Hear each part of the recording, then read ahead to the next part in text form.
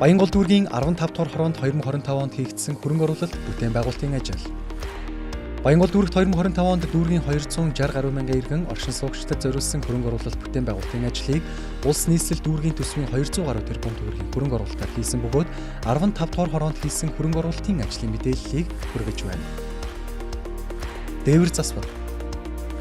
Баянгол дүүрэгт 2025 онд нийтдээ 22 хорооны 31-нд байрны дээврийг зассан. Ингэснээр ойролцоогоор 3120 өрх 12200 орчим оршин суугч ая тухтай амьдрах орчин бүрдэж байна. Энэ төсөл арга хэмжээний хүрээнд 15 дугаар хороонд 31-р байрны 400 м2 дээвэр засварын ажлыг дүүргийн төсвийн хөрөнгө оруулалтаар хийж гүйцэтгэлээ. Авто замын нөхөөс хашаахаас байрлуулах. Баянгол дүүрэгт 2025 онд нийтдээ 16 байршилт 23.2 км авто замыг шинээр тавих болон өргөтгөн шинжлэхээс гадна орон сууцны хороолол дундах авто замыг нөхөх, авто болон явган замын игнээ тусгаарлах хашаа хайсыг хийж гүйцэтгсэн.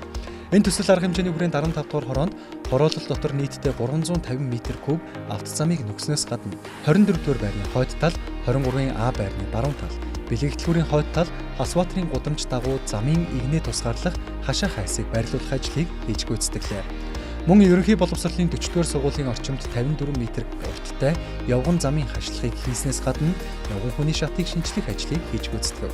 Түүнчлэн 22 дугаар байрны баруун талын 200 м авто замын Дэлхийн банкны санхүүжилтээр бүрэн хожив. Базар чөлөөлөлт.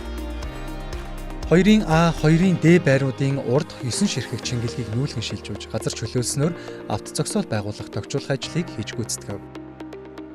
Тогтчлт ногоон байгууламж.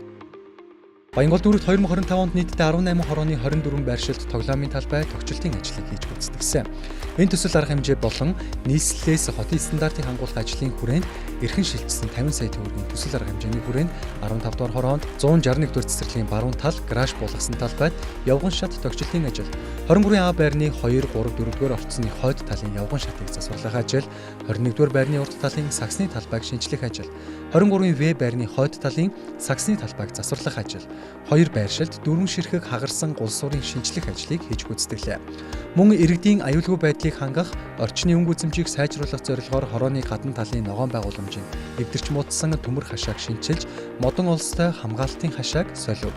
Ингэснээр иргэдийн аюулгүй байдал баталгаажиж, хорооны орчмын цэвэр тоглох байдлыг нэмэгдүүлэх нөхцөл бүрдсэн юм а. Боловсрол.